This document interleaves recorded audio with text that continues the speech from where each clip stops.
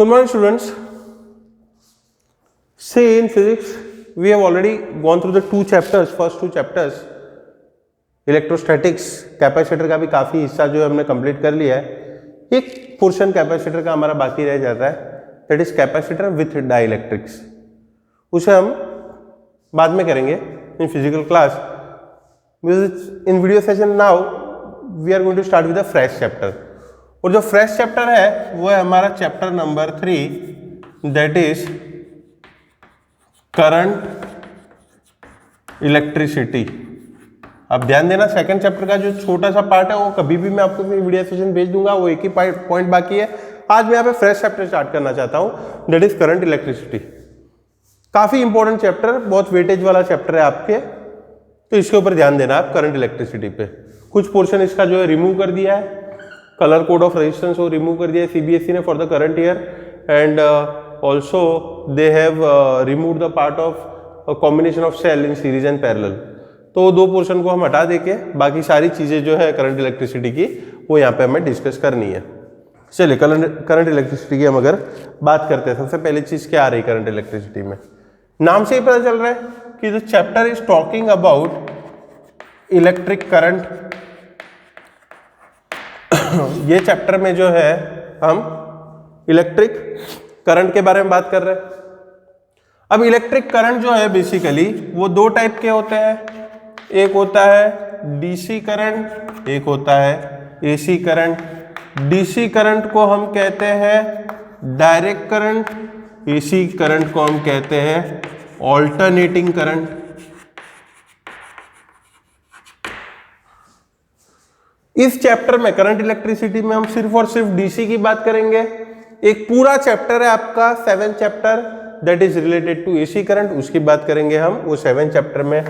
DC current में current जो है वो टाइम के साथ चेंज नहीं होता, कांस्टेंट रहता है. एसी करंट में करंट की वैल्यू टाइम के साथ चेंज होती रहती है periodically according to sine wave और कोसाइन वेव, या और भी कोई तरीके से ट्राइंगुलर वेव हो सकती है, स्क्वायर वेव भी हो सकती है. ये जो करंट और टाइम का जो वेरिएशन है वो ट्राइंगुलर वेव भी हो सकता है. करंट और टाइम का जो वेरिएशन है वो स्क्वायर वेव भी हो सकता है. जब भी करंट इस तरीके से टाइम के साथ कॉन्स्टेंटली चेंज हो रहा हो तो उसे हम कहते हैं ऑल्टरनेटिंग करंट. और अगर कांस्टेंट वैल्यू है करंट की 5 एम्पियर, टाइम के साथ वो कांस्टेंट ही मेंटेन है 5 एम्पियर, तो इस करंट को हम जो है कह सकते हैं डायरेक्ट करंट. आया समझ में? DC means direct current, AC means alternating current which keeps on changing with time. Such current is called alternating current. DC direct current जो है उसे हम कहते हैं डीसी करंट. बेसिकली करंट क्या है? इलेक्ट्रिक करंट जो है वो है क्या बेसिकली? हम अगर कोई एक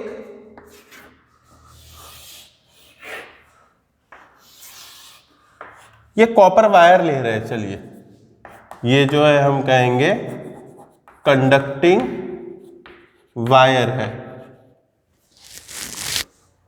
अब ये कंडक्टिंग वायर में क्या हो रहा है? करंट कब फ्लो हो रहा है? हम कहेंगे when current is flowing, when some charges whether they are positive और negative, they are constantly moving in one specific direction. सारे जो चार्जेस होते हैं, इलेक्ट्रॉन जो होते हैं, हम इस चैप्टर में आगे पढ़ेंगे, वो कॉन्स्टेंटली थर्मल एनर्जी के वजह से रैंडम मोशन में तो होते ही है. They constantly perform zigzag kind of motion, but whenever they are having a directional motion, तब हमें इलेक्ट्रिक करंट मिलता है. बेसिकली इलेक्ट्रिक करंट क्या है? It is the directional flow of charge. Words पे ध्यान देना, it is directional flow of charge, और there should be specific direction.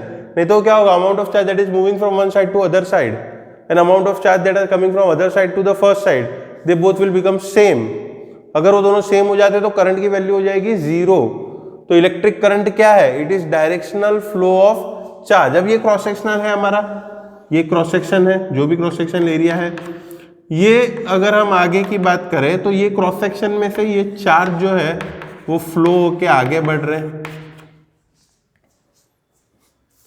तो amount of charge that is flowing through cross section per unit time, it is called electric current.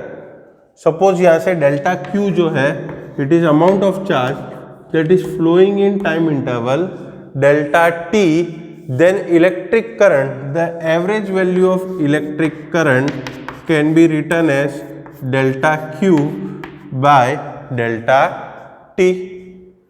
Getting this? Average electric current की value क्या होगी? Delta Q by delta T.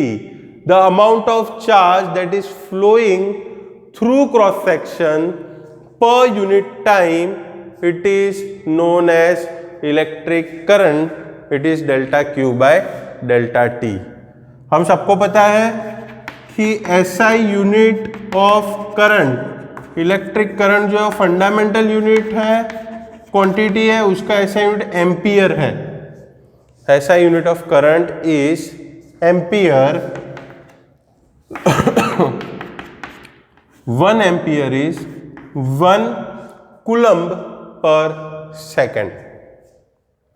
SI unit of current is ampere and 1 ampere is 1 coulomb per second. ये तो बात हो गई average value of current की for time interval delta T. अगर इंस्टेंटेनियस करंट की बात करूं मैं तो उसका फॉर्मूला क्या आएगा? dq by dt। अगर टाइम इंटरवल बहुत छोटा ले रहा हूं, मैं इंस्टेंटेनियस करंट की बात कर रहा हूं। पहले जो बात की थी वो मैंने एवरेज करंट की बात की, delta Q by delta T. अब मैं यहाँ पे बात कर रहा हूँ इंस्टेंटेनियस करंट की, तो उसकी वैल्यू क्या आएगी? dq by dt। इससे फॉर्मूला ये भी बन रहा है dq is equal to i into D T. So therefore charge that is flowing through this cross section from time t1 to t2 is given as integral from t1 to t2 I into dt. You getting this? Charge that is flowing through the given cross section between time interval t1 to t2 is given as integral of I dt from t1 to t2. तो ये formula मिल गया हमें current का। Question इसके कैसे बन सकते हैं? एक आध दो और चीजें मैं करंट के बारे में आपको बता दूं।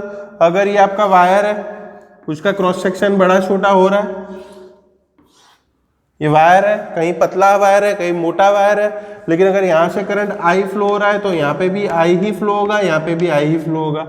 It is the property of electric current. Amount of current through one wire, even it is having, we can say varying area of cross section will always be same. ये फॉर्मूला कहां से आया? ये आया कंजर्वेशन ऑफ चार्ज से, कि कोई भी अगर मैं सेगमेंट ले लूं, उसमें अमाउंट ऑफ चार्ज कांस्टेंट रहना चाहिए। वायर का कोई भी मैं सेगमेंट ले लूं तो उसके अंदर अमाउंट ऑफ चार्ज जो है वो कांस्टेंट होना चाहिए। मतलब एक तरफ से जितना चार्ज आ रहा है दूसरे तरफ से उतना चार्ज बाहर निकलना चाहिए। अगर मुझे एक सेगमेंट है उसमें अमाउंट ऑफ चार्ज कांस्टेंट रखना है, ये सेगमेंट में अमाउंट ऑफ चार्ज कांस्टेंट रखना है, तो इस तरफ से जो चार्ज एंटर हो रहा है सेम अमाउंट ऑफ चार्ज दूसरी तरफ से लीव होना चाहिए। मतलब क्या हुआ? Same amount of charge is flowing from here also and here also, and if amount of charge flowing per unit time is same, electric current is same. तो कोई भी अगर वायर की मैं बात करूं, मोटा पतला हो, उसमें पूरे वायर में अगर इलेक्ट्रिक करंट सेम है तो उसका मतलब क्या है? वो किस रूल को ओबे कर रहा है? वो ओबे कर रहा है कंजर्वेशन ऑफ चार्ज के, कि भाई no charge, amount of charge in any cross section is always constant, amount of charge in any segment is constant, therefore current throughout the wire will be constant। काफी important चीज। हाँ, अगर segment हो जाते हैं तो करंट फिर change हो जाएगा। अगर ये एक वायर है, उसके दो सेगमेंट बन रहे हैं, लेकिन फिर भी ये I है, यहाँ पे I1 है, यहाँ पे I2 है, तो भी I की वैल्यू आप क्या लिख सकते हो? I1 प्लस I2 लिख सकते हो। ये हम किरचॉफ रूल में आगे पढ़ेंगे। I की वैल्यू हम लिख सकते हैं I1 plus I2, that will study in Kirchhoff law. in further sessions. Getting this? अब क्वेश्चन की बात करते हैं. सिंपल क्वेश्चन से हम आगे बढ़ते हैं. What kind of question that will come across over here? जैसे कि मेरे पास एक फॉर्मूला है कि charge Q is given as 4t cube plus 3t square. Calculate current at t equals to 1 second. ये फॉर्मूला है. Charge Q is given as 4t cube plus 3t square. Calculate current at t is equal to 1 second. What is formula of I? It is dq by dt. It will be d by dt of 4t cube plus 3t square. It is 12t square. 4 3 12t square plus 60. ये current का formula मिल गया मुझे. और अब मैं बात करूँ at t is equal to 1 second, तो करंट की वैल्यू क्या आएगी? 12 into 1 square plus 6 into 1, 12 plus 6, it will be 18 ampere. आ रहा समझ में? काफी सिंपल है चीजें. जो Q का फॉर्मूला है उसको डिफरेंशिएट कर लो. जो टाइम पे करंट पूछा टाइम की वैल्यू डाल दो, तो उससे क्या होगा? आपको करंट की वैल्यू जो है वो मिल जाएगी. आगे बढ़ते हैं भाई. अब हम लेट्स मूव अहेड. आगे बढ़ते हैं हम. अगर फॉर्मूला दिया हुआ है I 3t square plus 2t,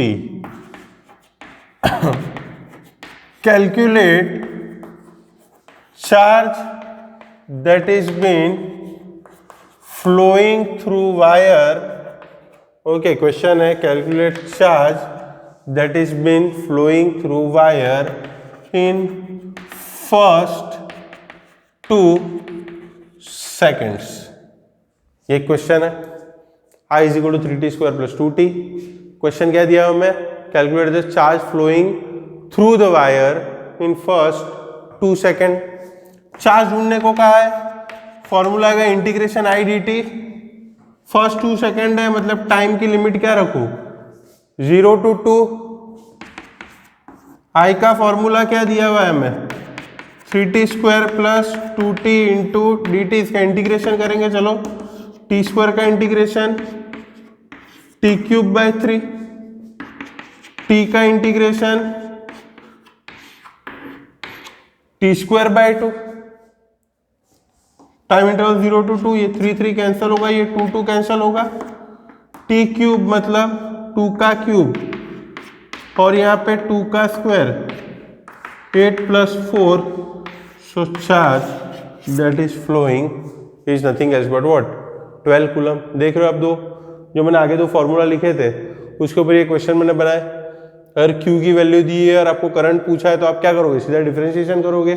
और I का फॉर्मूला दिया है और आपको चार्ज पूछा है तो आप क्या करोगे? इंटीग्रेशन करके टाइम लिमिट डाल दोगे, तो उससे आपको जो है वो Q की वैल्यू भी आसानी से मिल जाएगी. चलिए आगे बढ़ते हैं अब हम. Let's move ahead. क्वेश्चन ये है,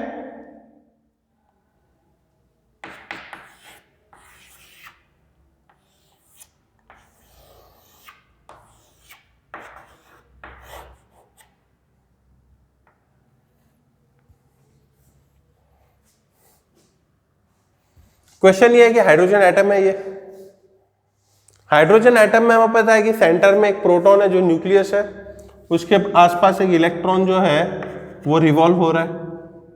ये जो इलेक्ट्रॉन है उसकी वेलोसिटी मान लीजिए दी हुई है हमें 2.2 into 10 to the power 6 metre per second, और रेडियस दी हुई है हमें उसकी जो है 5.3 into 10 to the power -11 metre.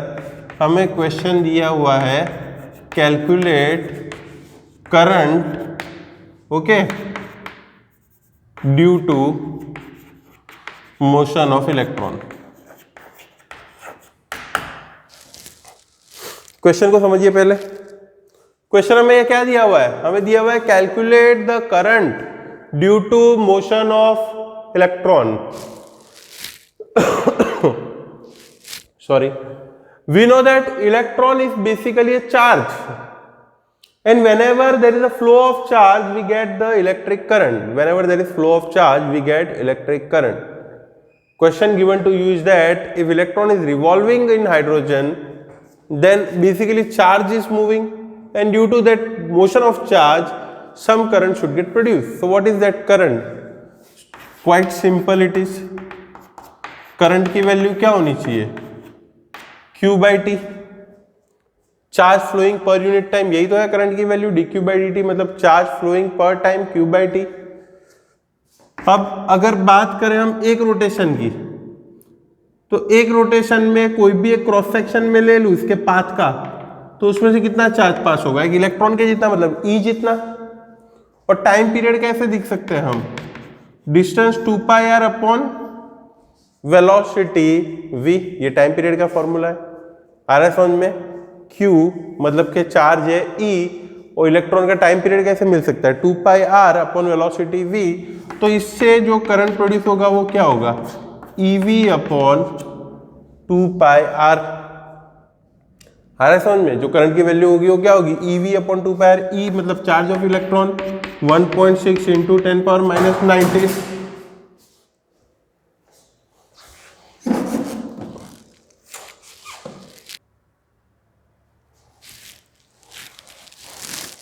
यहाँ पे चार्ज की वैल्यू क्या है, 1.6 into 10 power minus 19 coulomb. Velocity की वैल्यू क्या दी हुई है मैंने भाई, what is the value of velocity that we are having, given to us 2.2 into 10 power 6 metre per second. 2 pi it is 3.14 into 2 6.28. Radius 5.3 into 10 power minus 11. अगर इसे आप कैलकुलेट करोगे ये जो है 1.06 इंटू 10 पावर माइनस 3 एम्पियर आएगा, मतलब कि 1.06 मिली एम्पियर आपको करंट मिलेगा. You are getting this. Current EV upon 2 pi R, E की वैल्यू है, वेलोसिटी की भी वैल्यू दी हुई है, रेडियस की भी वैल्यू दी हुई है. Using all this we can easily calculate the value of current over here. आगे बढ़ते हैं. क्वेश्चन कुछ इस तरीके से भी आ सकते हैं कि अगर हमें दिया हुआ है कि एक रिंग है, मान लो, काफी सिंपल क्वेश्चन है. देखिए, you have been given say a ring which is having charge uniformly distributed over it. इसके ऊपर चार्ज यूनिफॉर्मली डिस्ट्रीब्यूटेड है, and it is been given that linear charge density on this ring is lambda, and this ring is revolving with angular velocity omega. Linear charge density जो ring पे है वो है lambda, और इस ring की जो एंगुलर वेलोसिटी है वो है ओमेगा. तो रिंग घूम रही है, साथ में चार्ज भी घूम रहा है. तो due to motion of this ring what is the electric current produce, ये करंट क्या होगा, ये फॉर्मूला हम कैसे निकाले, ये करंट की वैल्यू कैसे निकाले. सिंपल है. करंट को क्या लिखा जाएगा, Q by T. Q by T is the value of current. Total charge क्या है रिंग का, टोटल चार्ज क्या है रिंग का, linear charge density lambda, length होगी 2 पाई आर, तो ये आएगी 2 pi R into lambda. Time period का फॉर्मूला क्या लिखा हमने, 2 pi R by velocity v, लेकिन वेलोसिटी v क्या होगी, आर ओमेगा, ये हमें पता है. रोटेशन मैकेनिक्स में v is equal to what, R omega. ये 2 पाई आर, ये 2 पाई आर कैंसल होगा, आर ओमेगा लैम्बडा, ये हमें करंट मिलेगा due to motion of this ring. Simple है. अगर बात करें कि एक डिस्क है, ये डिस्क है और इस डिस्क के सरफेस पे चार्ज है, और इस डिस्क के ऊपर जो हमें सरफेस चार्ज डेंसिटी दी हुई है वो है sigma. surface charge density on disk is sigma, and this disk is revolving with angular velocity again omega. तो क्या होगा करंट, कैसे ढूंढे अब, अगेन फॉर्मूला सेम ही होगा बेटा, it is Q by T. लेकिन अब चार्ज की वैल्यू क्या होगी, sigma into area pi R square divide by time T 2 pi by omega. ठीक है, टाइम टी को 2 पाई बाय ओमेगा लिख सकते हैं। पाई पाई जो है वो कैंसल होगा, 1/2 सिग्मा ओमेगा आर स्क्वायर, ये हमें करंट मिलेगा। आ रहा समझ में? बेसिक क्वेश्चंस की बात कर रहा हूं यहाँ पे, करंट कैसे हमें मिल सकता है। अगर एक स्फीयर है जिसकी रेडियस भी आर है, ये भी रिवॉल्व कर रहा है भाई, उसके अंदर पूरा चार्ज है। अब आ गया ऐसे कि भाई उसके अंदर जो वॉल्यूम चार्ज डेंसिटी है, वो वॉल्यूम चार्ज डेंसिटी दी हुई है मुझे कितनी, रो। अब पूछा है कि अगर ये रिवॉल्व हो रहा है सेम एंगुलर वेलोसिटी ओमेगा से, तो इससे क्या करंट प्रोड्यूस होगा, कैसे मैं ढूंढ पाऊंगा। आई की वैल्यू क्या होनी चाहिए, फॉर्मूला सेम ही रहेगा, Q/T। Q की वैल्यू चेंज होगी, rho into volume 4/3 pi R cube divide by time period 2 pi by omega, pi pi once again cancel, this will get cancelled, will be 2/3 row omega r cube. This is the value of electric current. You are getting this? All these questions we have discussed. Basic चीज है, कोई भी question है तो मैं अपना basic formula change नहीं कर रहा हूं करंट का, जो क्या है Q/T, Q/T is nothing else but what? It is a basic formula of electric current that we are having. तो ये था चैप्टर का first part, what we mean by electric current. अब मैं डायरेक्टली इस चैप्टर के सेकंड पार्ट पे आ रहा हूं, जो है ओम्स लॉ। हम सबने पढ़ा हुआ है 9th स्टैंडर्ड में, 10th स्टैंडर्ड में। जब बात आ रही करंट इलेक्ट्रिसिटी की, तो सबसे इंपॉर्टेंट जो चीज है वो बन जाती है Ohm's law.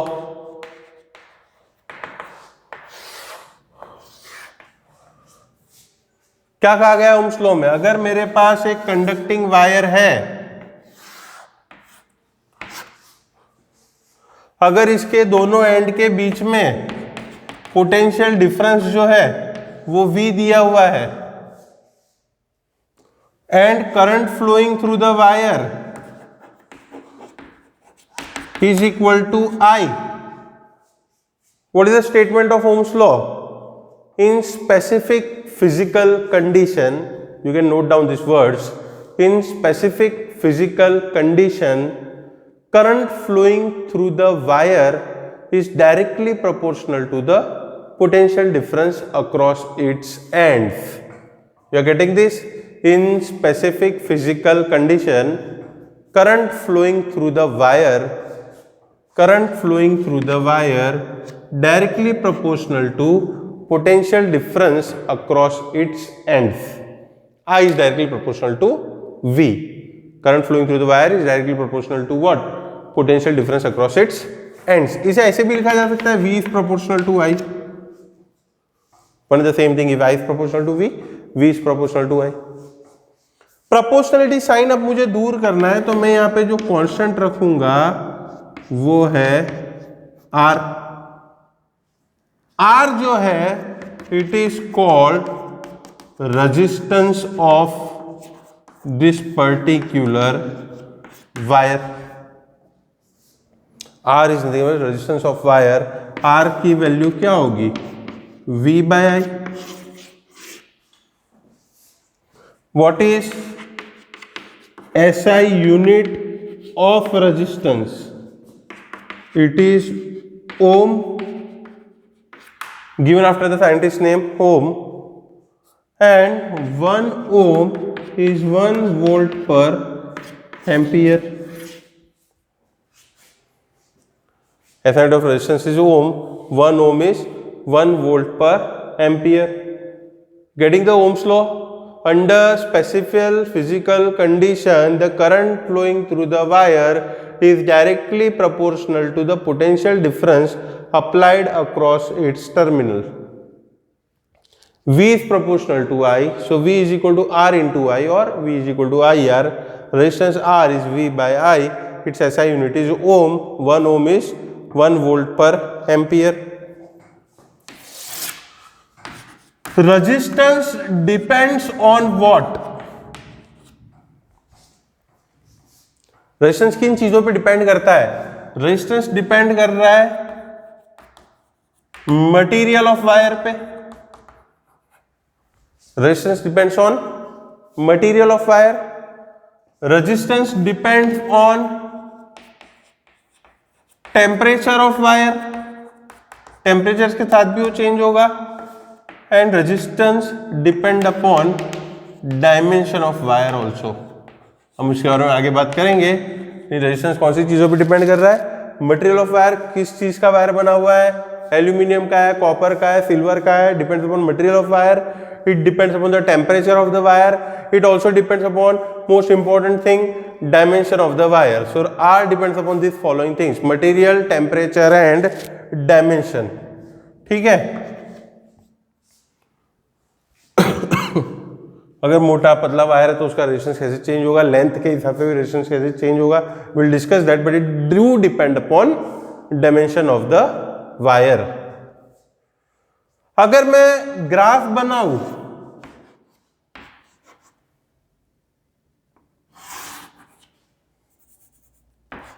Voltage versus current का, this is VI graph, graph of voltage versus current, from this formula as V proportional to I, it should be a straight line. Graph of voltage versus current, it is a straight line. Slope of graph delta V delta I, slope which is delta V by delta I gives you value of what? Resistance. Slope of V versus I graph, okay, gives resistance. अगर I versus V graph बनाता तो straight line तो वो भी आती, लेकिन उसका slope जो है delta I versus delta V होता, तो स्लोप ऑफ IV ग्राफ, ज्यादा हम IV ग्राफ ही यूज करते हैं, इज इनवर्स ऑफ रेजिस्टेंस। अगर VI ग्राफ है तो उसका स्लोप रेजिस्टेंस ही मिलेगा हमें, लेकिन अगर IV ग्राफ है, करंट वर्सेस वोल्टेज का ग्राफ है, तो उसका स्लोप जो है इनवर्स ऑफ रेजिस्टेंस हमें मिलेगा, जिसे हम कंडक्टेंस भी कहते हैं। Inverse of resistance, conductance, which is generally denoted by G. C मैंने नहीं लिखा, C हम ऑलरेडी कैपेसिटर में सिंबल यूज कर चुके हैं, तो कंडक्टेंस के लिए हम G यूज करेंगे।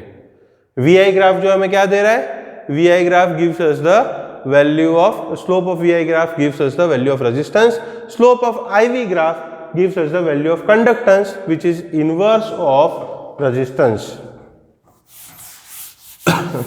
अगर हम बात कर रहे हैं VI graph at different temperature,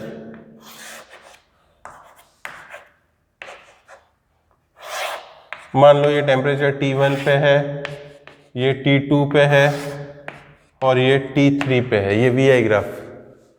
जितना स्लोप ज्यादा उतना रेजिस्टेंस ज्यादा, हमें पता है VI ग्राफ का स्लोप जो है रेजिस्टेंस देगा, तो largest slope for this temperature T1, T2 and then T3। और For conductor,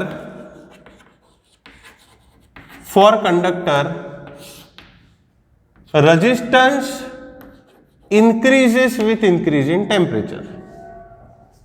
It may be linear, not linear, but resistance, इसे मैंने proportional नहीं लिखा, linear relation नहीं भी हो सकता, but एक चीज फिक्स है कंडक्टर की, मेटालिक कंडक्टर की अगर हम बात करेंगे तो टेम्परेचर बढ़ाने से रेजिस्टेंस बढ़ता है। तो यहाँ पे सबसे बड़ा रेजिस्टेंस ये है T1 टेम्परेचर पे, सबसे कम रेजिस्टेंस T3 पे, तो ऐसे ऐसे रेजिस्टेंस कम हो रहा है, उसका मतलब ये टेम्परेचर भी क्या है, कम हो रहा है। तो यहाँ पे लिख सकते हैं T1 greater than T2 greater than T3।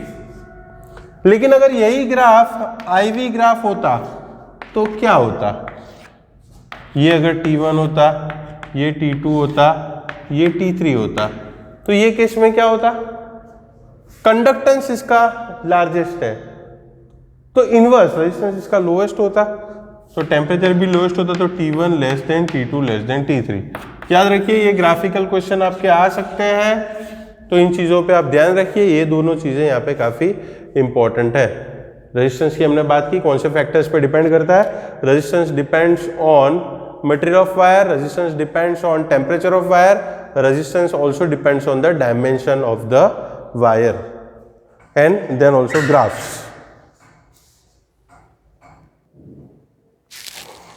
अब बात करते हैं हम रेजिस्टेंस एंड रेजिस्टिविटी की। देखिए यहाँ पे ध्यान दीजिए, the next topic that we are discussing now is resistance and resistivity. If you are having this wire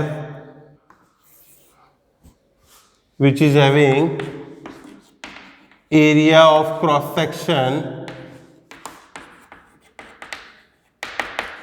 A, इस वायर का एरिया A है, length of wire is L, length of wire is L, area of cross section is A, then resistance of wire is directly proportional to length of wire. जितनी लंबी length होगी उतना resistance ज़्यादा होगा. Resistance of wire is inversely proportional to area of cross section. Directly proportional to length, inversely proportional to area of cross section. इन दोनों को combine किया जाए, resistance is proportional to L by A. Proportionality sign अगर हटाना है तो यहाँ पे मैं रखूंगा रो. ये जो रो है it is called resistivity of material. आ रहा है समझ में? रो जो है वो क्या है? Resistivity of material. हम रेजिस्टेंस ऑफ वायर कहते हैं, मतलब क्यों? वायर की प्रॉपर्टी है. और रेजिस्टिविटी हम मटेरियल की कहेंगे, मतलब वो मटेरियल की प्रॉपर्टी है. हम कभी ये नहीं कहेंगे रेजिस्टेंस ऑफ एल्यूमिनियम, हम कहेंगे रेजिस्टेंस ऑफ एल्यूमिनियम वायर, मतलब it is the property of that particular wire. और रेजिस्टिविटी की अगर बात आती है, रेजिस्टिविटी की अगर बात आती है तो हम कहते हैं resistivity of aluminium. Will never say it is resistivity of say wire. So rho जो है वो प्रॉपर्टी किसकी है? मटेरियल की है. Rho depends on material, rho depends on temperature, but rho is independent of dimension. याद रखना, rho is dependent on material, rho is dependent on temperature, but rho is independent of dimension. Length और area से रो depend नहीं करता, are depend करता है. ऐसा unit of रो क्या होगा? यहां से अगर रो को मैं लिखूं तो ऐसे लिख सकता हूं, R into A by L. Ohm metre square per metre, metre metre cancel होगा. SI unit of rho is what? It is ohm into metre. Rho का जो रेसिप्रोकल है उसे हम कंडक्टिविटी कहते हैं. Conductivity sigma is 1 by rho. Reciprocal of resistivity is conductivity. And SI unit of conductivity is, इसका inverse उसे कहा जाता है ओम का इनवर्स, मो. इसे ओम लिखेंगे तो इसका इनवर्स क्या होगा? मो होगा. और मीटर इनवर्स और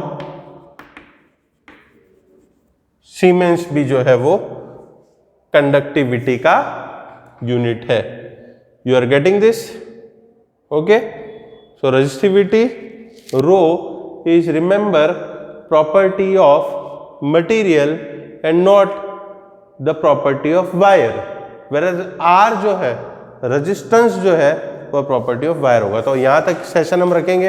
अब हम 2 चैप्टर एक साथ स्टार्ट कर रहे हैं. एक करंट इलेक्ट्रिसिटी भी होगा, जिसके वीडियो लेक्चर्स आपको आते जाएंगे पर डे 1, और साथ साथ में हम एक और चैप्टर स्टार्ट करेंगे एटम्स. उसके भी जो है मैं वीडियो आपको भेजते रहूँगा. तो 2 चैप्टर्स विल हैव together.